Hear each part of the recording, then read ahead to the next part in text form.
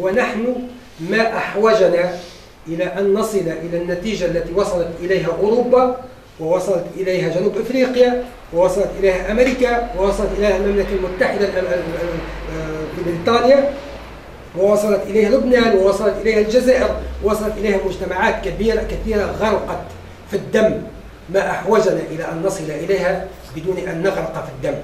ما أحوجنا إلى أن نقول أن الديمقراطية هي الوسيلة الوحيدة التي تمكننا من العيش المشترك. وما أحوجنا إلى أن نقول أنه يجب أن نقبل ببعضنا البعض، وأن الفيصل بيننا هو الشعب عن طريق آلية معتمدة ونجحنا فيها في المجلس التأسيسي، هي صندوق الاقتراع.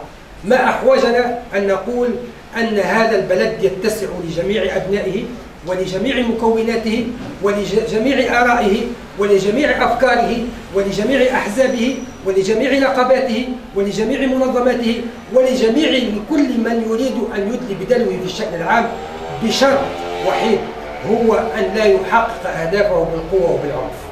ما أحوجنا إلى أن نصل إلى هذه النتيجة بدون أن نغرق في بركة الدم.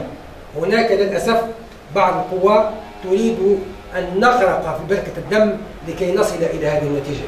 يجب أن نقف جميعا ونقول ليس بالضرورة أن نعيد تجارب المجتمعات الأخرى لكي نصل إلى أن الديمقراطية هي الوسيلة الرئيسية والأداة الحقيقية التي تمكننا من أن نعيش بطريقة مشتركة. الديمقراطية هي أفضل نظام للتطور الاجتماعي، هي أفضل نظام للتطور السياسي، هي أفضل نظام للعيش المشترك.